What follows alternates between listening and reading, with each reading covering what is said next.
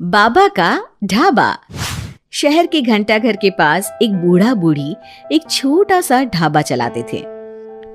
दोनों एक दूसरे का सहारा थे और किसी तरह अपना पेट पाल रहे थे, लेकिन महंगाई ने उनका जीना मुश्किल कर दिया था। आज सुबह से सिर्फ 2 ग्राहक आए हैं और शाम के 5 बज गए हैं। कुछ समझ में नहीं आ रहा कि क्या करें। वो सब कह रहे हैं कि बाजार में मंदी आ गई है, इसीलिए सबकी गिराई नहीं चल रही। अरे बुढ़ापे में पैसों के लिए इतनी मगजमारी करनी पड़ रही है। अभी तो हाथ पैर चल रहे हैं तो काम धाम हो जाता है, बिस्तर पर आ गए तो पता नहीं कैसे चलेगा। बेटा बेटी सब छोड़ के चले गए हमको, बस गरीबी ने नहीं छोड़ा। भगवान के घर देर है अंधेर नहीं, सुनते सुनते हमारी आंखों में अंधेरा छा गया। कल भी बचा हुआ खाना कुत्तों को देना पड़ा था, आज भी यही करना पड़ेगा। रोज की तरह आज भी ग्राहकी नहीं हुई थी। रात को बाबा और अम्मा सड़क किनारे बने अपने ढाबे में ही सो जाते हैं। अगले दिन सुबह सुबह ही एक ग्राहक आ जाता है। बाबा जरा एक चाय और एक कचौरी तो देना। जी भैया, अभी गर्मा गर्म कचौरी तल के दे रहा हूँ। एक ही चाहिए बेटा? आपके साथ आई मैडम जी नहीं खाएंगी क्या? नहीं नहीं, मैं ये सब रोड की चीजें नहीं खाती हूँ, आप इन्हें ही खिला दो। और जल्दी करो ना, रितेश मूवी जाने के लिए लेट हो रहा है। अरे बाबा, लाल चटनी ज्यादा डालना। हाँ। लेकिन उसके बाद फिर पूरे दिन कोई ग्राहक नहीं आता और फिर से सारा खाना वेस्ट हो जाता है। ये सिलसिला कई दिनों तक चलता है और तभी एक दिन एक लड़का वहां अपना मोबाइल लहराते हुए पूछता है, हेलो दोस्तों, कैसे हैं आप सब? ठीक ही होंगे, मैं भी ठीक हूँ। और आज हम हैं किशनगंज के बाबा के ढाबे पर। चलिए देखते हैं कि बाबा क्या क्या बनाते हैं। बाबा, तो आज क्या खास बनाया है आपने? अरे भैया जी, आज ये समोसे बनाए हैं, कितने बांध दूं आपको? हाँ भैया जी, लाल चटनी के साथ बहुत अच्छे लगेंगे, ले लीजिए ना। ये देखिए दोस्तों, समोसे को बांध कर दिखा रहे हैं और ये लाल चटनी को देख के तो मुंह में पानी आ गया। आज तो मजा आ जाएगा, आइए चखते हैं दोस्तों।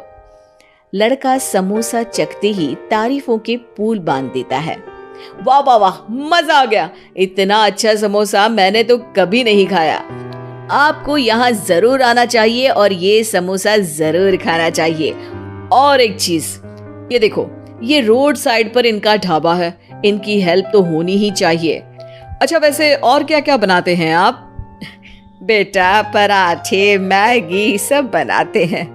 वाह वाह, इतना अच्छा खाना बनाते हो, बहुत भीड़ होती होगी। अरे नहीं बेटा, कोई नहीं आता हमारे ढाबे पे, पैसे पैसे को तरस गए हैं। अरे आप रो क्यों रही हैं? रोइए मत, क्या हो गया है? अरे बेटा, कुछ बिकता ही नहीं है, आधे भाव में चीजें बेच रहे हैं, प्यार से बना रहे हैं, फिर भी। तो आप दोनों ही हैं, कोई बच्चे बच्चे नहीं है क्या आपके? अरे बेटा, जो है वो हमें छोड़ के कहीं चला गया है, उसके कारण ही हमें ऐसे दिन देखने पड़ रहे हैं। जो थोड़ा बहुत पैसा हमने इस ढाबे से बनाया था, वो सब लेकर भाग गया था। ओह, देखिए आप चिंता मत करिए, मैं आपका वीडियो सोशल मीडिया पर डालने वाला हूँ और फिर देखना कितनी जल्दी लोग आपकी मदद के लिए आगे आएंगे। वो लड़का अपने कैमरा से बाबा के ढाबे का वीडियो बनाता है और सोशल मीडिया पे शेयर कर देता है। वीडियो बहुत तेजी से वायरल हो जाता है और कुछ ही घंटों में वीडियो में दिए अकाउंट में करीब 1 लाख रुपए जमा हो जाते हैं। लड़का अगले दिन फिर ढाबे पे जाता है। बाबा, आप रोइए मत, पब्लिक ने आपका सारा दुख दूर कर दिया है, आपके खाते में 1 लाख रुपए आ गए हैं। अब टेंशन लेने की कोई बात नहीं है, टेंशन भूल जाइए और मजे कीजिए। अरे बेटा, तुम्हारा हम कैसे धन्यवाद करें, तुम्हारे कारण इस दुकान पर आज इतनी भीड़ लगी है, वरना हम दोनों ने तो उम्मीद ही छोड़ दी थी। हरा जुग जुग जियो बेटा, तुमने आज एक गरीब का भला किया है। भगवान तुम्हें बहुत तरक्की देंगे। बाबा की कहानी सोशल मीडिया के बाद टीवी पर भी फेमस हो जाती है और टीवी पर बाबा का बेटा उनकी कहानी देख लेता है और उसकी नजर बाबा के खाते में आए रुपयों पर पड़ती है। 1 लाख रुपया, वो भी एक दिन में? अरे ऐसा ही चलता रहा तो ये दोनों तो करोड़पति हो जाएंगे और मैं ऐसा ही रह जाऊंगा। लगता है यही समय है इनके पास वापस जाने का। 2-3 इमोशनल डायलॉग चिपका दूंगा, दोनों मान जाएंगे। और ये देखकर बाबा का बेटा उनके पास वापस चला जाता है। अब बाबा मैं आ गया बाबा, अब मैं आ गया हूँ, आप चिंता मत कीजिए, मैं आपकी पूरी मदद करूंगा। अब तो मेरी आंखें खुल गई है बाबा। अरे बेटा, कितना याद करते थे तुझे मेरे लाल। अपने बूढ़े माँ बाप को छोड़ के अब कहीं मत जाना। अरे नहीं नहीं माँ, तब तो मेरी मजबूरी थी, लेकिन अब नहीं, मुझे माफ कर दीजिए माँ बाबूजी। बाबा काफी नरम दिल के इंसान थे और बेटे के आने की खुशी उनके लिए पैसों से कहीं ज्यादा होती है। वो अपने बेटे को माफ कर देते हैं। बेटा, हम तो कुछ साल में बचेंगे भी या नहीं कोई भरोसा नहीं, लेकिन तू मेहनत करके ये ढाबा चलाना, और इसलिए आज से मैं ये ढाबा और ये पैसे तेरे नाम करता हूँ। अब हमारी तो उम्र हो गई है, अब तू काम करना और हम घर बैठकर खाएंगे।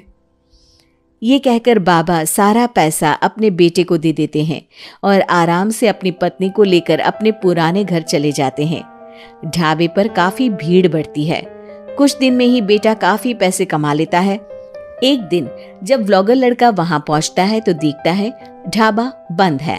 वो बाबा के पास जाता है। अरे बाबा, आपने अपना ढाबा क्यों बंद कर दिया? ढाबा बंद नहीं तो? वो लोग वहां जाते हैं तो पड़ोसी बताते हैं कि ढाबा तो पिछले 4 दिन से खुला ही नहीं। बाबा ढाबे को अपने पास रखी चाबी से खोलते हैं तो देखते हैं कि ढाबे में एक बर्तन तक नहीं है। बाबा सर पकड़कर बैठ जाते हैं। हमारे बेटे ने हमें फिर से बर्बाद कर दिया। पर हमारे पास तो वापस बर्तन खरीदने तक के पैसे नहीं है। बर्तन भी बेचकर खा गया होगा नालायक। बाबा आप चिंता मत करो, आप काफी फेमस हो, लोग फिर से आपकी मदद कर देंगे। बस इस बार अपने बेटे को दूर रखना ढाबे से। अब की बार बाबा ढाबे पे एक बोर्ड लगवाते हैं जिस पर लिखा है सिर्फ बाबा का ढाबा। ये सिर्फ क्यों लिखवाया है जी? ताकि अपने बेटे को पता चले कि ये सिर्फ उसके बाबा का है, उसके लिए अब यहाँ कोई जगह नहीं।